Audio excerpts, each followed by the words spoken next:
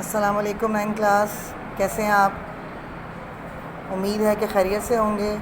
کل ہم نے نظریہ پاکستان کے عناصر کا لانگ کوسچن شروع کیا تھا۔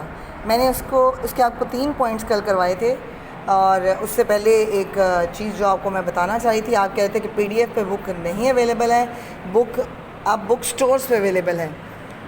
یہ جو ورتھ بک ہے اس سے منگوائی ہے ہم نے بک، تو آپ کو بھی بڑی آسانی سے مل جائے گی۔ تو آج ہی آپ جا کے یہ بک وہاں سے پرچیز کر لیں، تاکہ آپ کو شارٹ کوسچن بھی اس میں سے مل جائیں گے۔ ویسے تو نوٹس دے دیے آپ کو، اور لانگ کوسچن کے لیے آپ کو بہت آسانی ہو جائے گی۔ آج ہی جا کے اس کو خریدیں۔ کل میں نے آپ کو اس کا کروایا تھا عقائد، جس میں توحید، رسالت، آخرت، ملائکہ اور الہامی کتابوں پر ایمان تھا۔ پھر دوسرا اس کا پوائنٹ جو تھا وہ عبادات، ارکان اسلام، جس میں توحید و رسالت سب سے پہلا رکن، پھر نماز، پھر روزہ، پھر زکوٰۃ، اور پھر آخر میں حج۔ اور تیسرا ہم نے کیا تھا قانون کی حکمرانی۔ آج ہمارا جو چوتھا پوائنٹ ہے وہ ہے اخوت و مساوات۔ اخوت کا مطلب بھائی چارہ، مساوات کا مطلب ہوتا ہے برابری، یعنی برابر کی اہمیت دینا، چاہے وہ امیر ہے، غریب ہے، طاقتور ہے یا کمزور ہے۔ یہاں پہ دیکھیں، اسلامی معاشرے میں اخوت و مساوات کو خاص اہمیت حاصل ہے۔ مدینہ منورہ میں جب اسلامی حکومت قائم ہوئی تو اس میں اخوت اور مساوات مثالی تھی، یعنی جس کی کوئی مثال ہی نہیں ملتی۔ سب کو برابری کا درجہ دیا جاتا تھا۔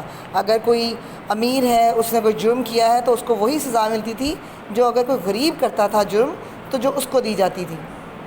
آج بھی اسلامی معاشرہ اسی اخوت و بھائی چارے اور مساوات کا تقاضا کرتا ہے جو مواخات مدینہ میں نظر آئی تھی۔ اسلام سے پہلے اس اصول کی شدید کمی تھی اور لوگ ایک دوسرے کی جان کے دشمن تھے، لیکن مدینہ کی ریاست کے وجود سے حضور اکرم صلی اللہ علیہ وآلہ وسلم نے حقوق العباد پر عمل کرتے ہوئے یتیموں، بیواؤں اور ناداروں پر شفقت کرنے کی تلقین کی۔ ابھی بھی ہم ارد گرد دیکھیں تو جو یہ لوگ ہیں ان پر بہت ظلم و ستم ہوتے ہیں، لیکن ہمارے نبی پاک صلی اللہ علیہ وسلم نے ان تمام کاموں سے منع کیا، اور ان لوگوں کی خاص ان پر شفقت کرنے کی، ان کی خاص مدد کرنے کی ہدایت بھی فرمائی ہے۔ آپ صلی اللہ علیہ وسلم نے لوگوں کو زندگی بسر کرنے کا ضابطہ دیا، اور صرف بتایا نہیں بلکہ عملی طور پر نبی پاک صلی اللہ علیہ وسلم نے کر کے دکھایا، تاکہ لوگ یہ نہ کہیں کہ صرف ہمیں کہا جاتا ہے تو کیا تو جاتا نہیں ہے، تاکہ لوگ آپس میں محبت سے رہ سکیں۔ معاشرے میں بھائی چارے اور مساوات کی فضا قائم ہوئی۔ آپ صلی اللہ علیہ وسلم نے زکوٰۃ اور خیرات کے نظام کو وضع کیا۔ زکوٰۃ کا آپ کو کل میں نے پڑھا دیا تھا کہ زکوٰۃ کیوں ہم ادا کرتے ہیں، تاکہ معاشرے میں برابری کا درجہ قائم ہو، اور جو دولت ہے وہ چند ہاتھوں میں اکٹھی نہ ہو جائے بلکہ تمام لوگوں میں سرکل کرتی رہے، گردش کرتی رہے، اور تمام لوگوں کی ضروریات زندگی پوری ہوتی رہیں۔ یہاں آگے خیرات کے نظام کو وضع کیا اور سود کو حرام قرار دیا۔ سود کے لیے کہا جاتا ہے کہ یہ اللہ پاک سے ڈائریکٹ جنگ ہے۔ جو سود کا کاروبار کرتا ہے وہ اللہ پاک سے لڑائی کرتا ہے۔ تو یہ کتنا بڑا گناہ ہے، اسی سے ہمیں اندازہ ہو جانا چاہیے، کیونکہ اسلام میں دوسروں کے استحصال، یعنی دوسروں کو لوٹنا، ان کی مال و دولت چھین لینا، اس کی کوئی گنجائش نہیں ہے۔ اخوت اس بات کا درس دیتی ہے کہ آپس میں برادرانہ تعلقات قائم ہونے چاہیے، تاکہ کسی کے حقوق چھینے نہ جا سکے اور نہ کوئی کمزور پر ظلم کرے۔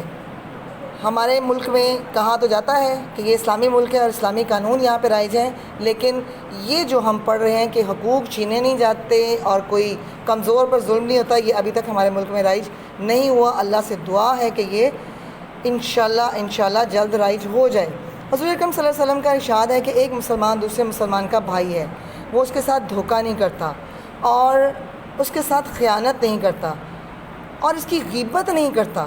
اور ہم یہ چھوٹے چھوٹے لفظ جو ہیں، کہنے کو یہ چھوٹے لفظ ہیں لیکن یہ بہت بڑے گناہ ہیں اور ہم سر عام کر رہے ہوتے ہیں۔ اللہ پاک آپ سب کو بھی اس سے محفوظ رکھے اور یہ ایسے کام کرنے کی توفیق نہ دے۔ یہ حدیث ہے نبی پاک صلی اللہ علیہ وسلم کی، جس کا آپ کو یہاں پر یہ کوٹ کی گئی ہے، بتایا گیا ہے۔ آپ صلی اللہ علیہ وسلم نے کینہ اور حسد سے باز رہنے کا درس دیا، لہٰذا مسلمانوں کو چاہیے کہ وہ اتفاق سے رہیں اور ایک دوسرے کی مدد کریں۔ اسلامی معاشرے میں جہاں اخوت اور بھائی چارے کو مقام حاصل ہے، وہاں مساوات پر بھی زور دیا گیا ہے۔ اقبال کے الفاظ میں ایک ہی صف میں کھڑے ہو گئے محمود و ایاز، نہ کوئی بندہ رہا نہ کوئی بندہ نواز۔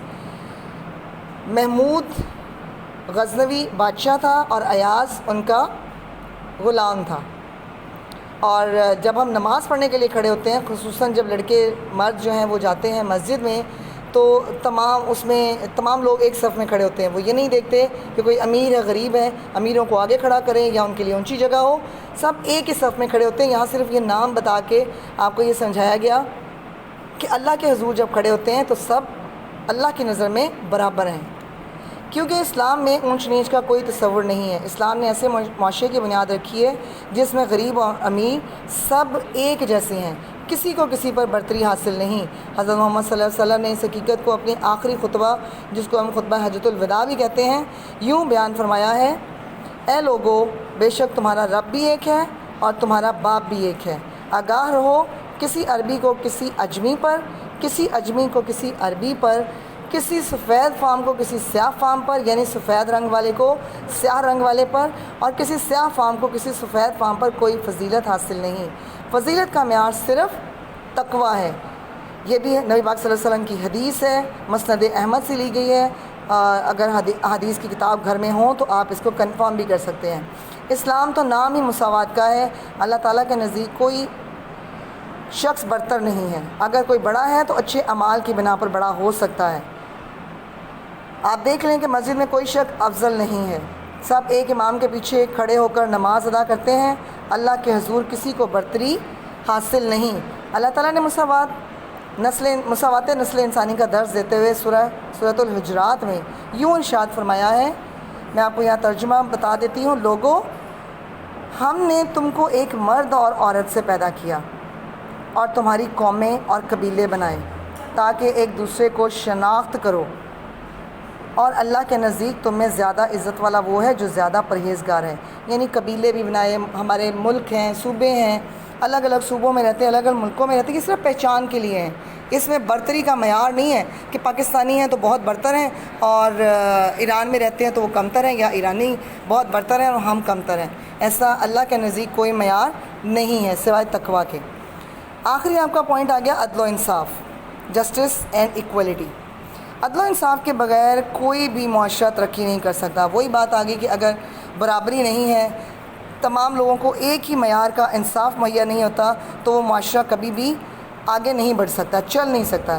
لہٰذا عدل و انصاف کا تقاضا ہے کہ معاشرے میں ہر کسی کو اس کا حق ملے۔ جہاں انصاف پر مبنی معاشرہ ہوگا، وہاں معاشرے کی دوسری خرابیاں خود بخود ٹھیک ہو جائیں گی، کیونکہ اس طرح کوئی کسی کا حق غصب نہیں کر سکے گا، چھین نہیں سکے گا، حق مار نہیں سکے گا۔ سزا کے خوف سے کوئی بے ایمانی یا ناانصافی کا مرتکب نہ ہوگا۔ جہاں یہ مکمل سزائیں دی جاتی ہیں کہ جس نے جو جرم کیا ہے وہ پراپر سزا دی جاتی ہے، رشوت دے کے سفارش کر کے نکالا نہیں جاتا، تو وہ معاشرے بہت بہترین معاشرے ہیں۔ طلوع اسلام سے پہلے اس قسم کی بے ایمانی کے طاقتور کو سزا نہ دینا، جبکہ کمزور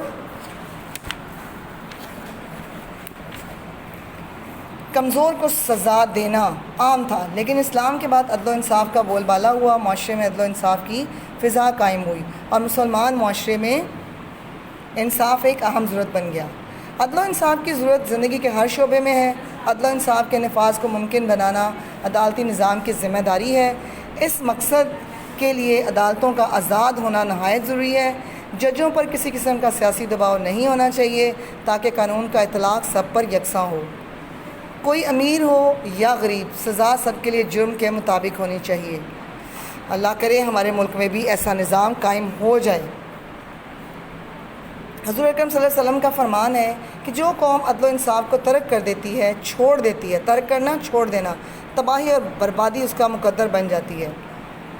حضور اکرم صلی اللہ علیہ وسلم نے عدل و انصاف کی بہت سی مثالیں چھوڑی ہیں جو دنیا کے لیے نمونہ ہیں۔ ایک دفعہ قبیلہ بنو مخزوم کی عورت نے چوری کی، آپ صلی اللہ علیہ وسلم سے سفارش کی گئی۔ آپ صلی اللہ علیہ وسلم نے ارشاد فرمایا، تم سے پہلی قومیں اسی لیے تباہ و برباد ہو گئیں کہ ان میں جب کوئی بڑا آدمی جرم کرتا تھا تو اسے سزا نہیں دی جاتی تھی، اور اگر کوئی چھوٹا آدمی جرم کرتا تھا تو اس پر حد لاگو کر دی جاتی تھی، یعنی اس کو وہی سزا دی جاتی تھی جو سزا لکھی ہوتی تھی یا پہلے سے بتا دی جاتی تھی۔ خدا کی قسم، اگر فاطمہ بنت محمد صلی اللہ علیہ وآلہ وسلم بھی چوری کرتی تو میں اس کا بھی ہاتھ کاٹ دیتا۔ یہ صحیح بخاری میں حدیث لکھی ہوئی ہے جس میں حد اور سزاؤں کے بیان دیے گئے ہیں۔ تو آپ کوشش کریں کہ آپ ان سارے سوالات کو دھیان سے پڑھیں، اور یہ صرف پڑھنے کے لیے نہیں ہوتے ہیں بلکہ آپ کو چاہیے کہ اس پر عمل بھی کرنے کی کوشش کریں۔ آخری آپ کی لائن یہاں رہے گی کہ عدل و انصاف کی اہمیت سے انکار نہیں کیا جا سکتا، کیونکہ کسی بھی معاشرے میں قانون کی بالادستی سے معاشرہ دن دگنی رات چگنی ترقی کرتا ہے، ورنہ معاشرے پھر تباہی اور بربادی کی طرف چلے جاتے ہیں۔ یہ آپ کے جو لانگ کوسچن ہیں 2 میں نے اس ویک میں آپ کو کروائے ہیں، باقی شارٹ آپ کو کروائے ہیں۔ آپ کے وہ اس میں 10 شارٹ ہیں، وہی آپ نے یاد کرنے ہیں۔ یہ 2 لانگ بہت اچھے طریقے سے اس کو پڑھیں گے آپ، ایک ایک پیراگراف کو، ایک ایک پوائنٹ کو 2 سے 3 دفعہ پڑھیں تو آپ کو یہ انشاءاللہ جلدی یاد ہو جائیں گے۔ اور ٹیسٹ جو آپ کا سیٹرڈے کو ہوگا اس میں یہ سب کچھ شامل ہوگا۔ MCQs بھی انہی میں سے آپ کو بنا کے دیے جائیں گے انشاءاللہ۔ السلام علیکم۔